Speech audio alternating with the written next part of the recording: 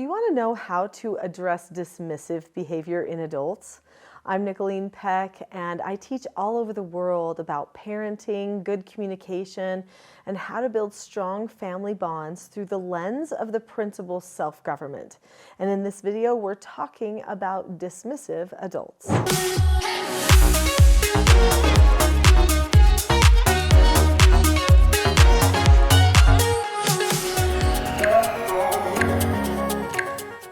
In this video, we're going to talk about dismissive behavior in adults and what that looks like, and then what you can do if there are adults in your life who are behaving dismissive toward you so that you can help them maybe learn a new way.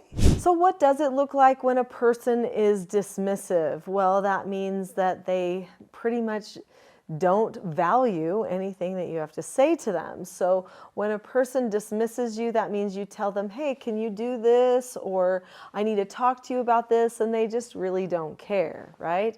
They put up the hand or, give you the whatever, and they act like they have an attitude or that they don't value you as a person or what you have to say. This can be very difficult, especially if this is a close family member or someone that you work with on a regular basis.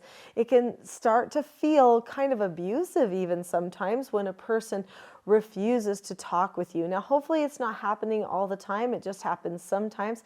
In fact, hopefully we can get to a place where it doesn't happen at all. There are certain skills of self-government that could really help that person be more understood and not have to go to a place where they're trying to control you. That's what we need to understand about dismissive behavior, is it is a way to try to control other people. So when someone is behaving dismissively like that, what they are doing is they are saying, you don't get to talk to me. I am going to maintain control over this situation. And when that happens, you do feel like you're not valued by the other person. This can be very damaging for relationships. I know there are a lot of people who don't know how to communicate, that they have a different point of view or they don't want to do a certain thing, and so they behave dismissively. The best thing to do, of course, is to connect with the other person, maybe to disagree in an appropriate way with somebody else, but there are a lot of people that don't know those skills.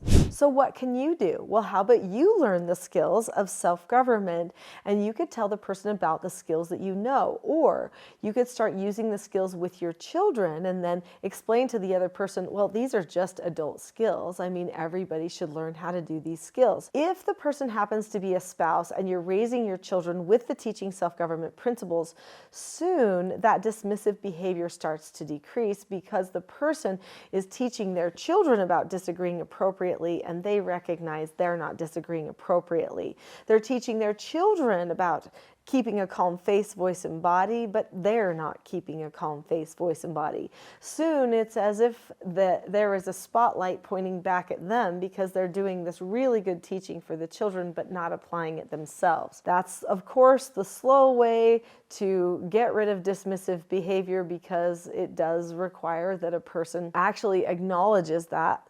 Of course, every person, in order to have a change of heart, has to acknowledge that they need to have a change of heart. They need to see the truth and acknowledge the possible lie that they might be believing or living.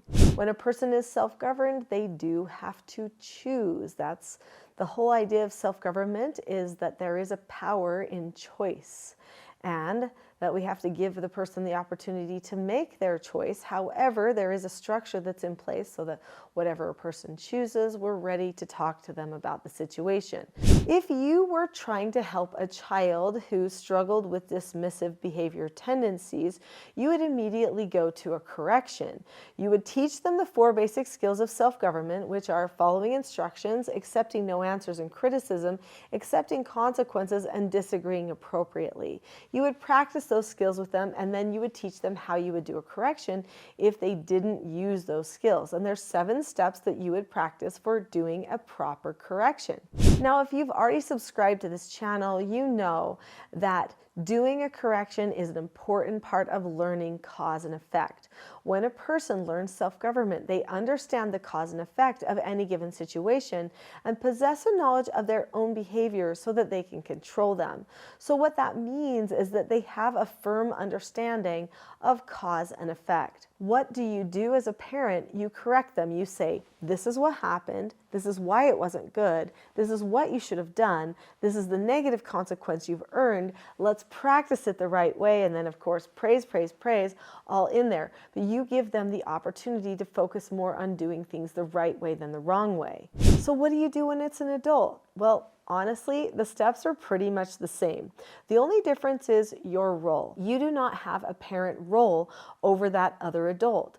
You've got to be careful about that. If soon you start speaking condescending to them or acting like you do have a parent role over them, then that will turn them off completely and they will not choose to listen to you. So what do you do instead? You focus on the first few steps, like the first 3 mostly, of doing an effective correction. When you do an effective correction, the first 3 steps are to describe the situation. And then the second step is to explain why that wasn't a good idea. So to give a rationale. Step number 3 is to describe what the person should have done. Let me explain how this played out in my life when I was a young girl and I was inspired to give up a lying behavior. When I was about 14 years old, I told a lie at a friend's house. Now this was no new thing because I had a really bad habit of lying. So this friend was prepared for me this one time though. I told a lie. All of the friends that were gathered at the house all ran off to do other things and left me standing on a basketball court with one friend. This one friend looked at me and said, "You know, Nicholeen, we all know that you're a liar and we don't believe a thing that you say. You should choose to tell the truth." She did a very simple correction to me. She said, "We all know that you're a liar," stating, "We know that that was just a lie that you told." And then she gave me a rationale that would matter to me. "We don't believe a thing you say." So what did that teach me? That taught me, well, when you lie to people, they don't believe anything, and that has worked. We don't believe you.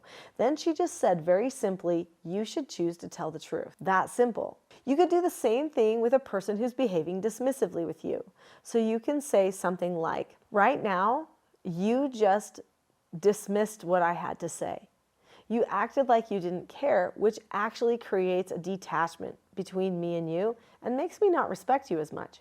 What you should do, if you want to express a different opinion, is just tell me what you're thinking in an appropriate, calm way. So you could say it like that, or you could say, "Right now, you just pushed off what I had to say." That actually shows disrespect for our relationship. What you should do is take a minute to listen, and then I'll listen to what you have to say. Those 3 steps of a correction can be worded many different ways.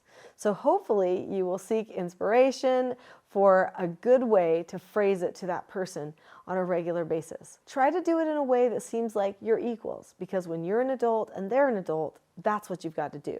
Now, I know there are a few people that might be watching this video that maybe are younger and they feel like that the adults in their life when they are children or young people are actually dismissive to them, that they're not paying attention or caring about listening to them. Well, then that's when you use the skill disagreeing appropriately.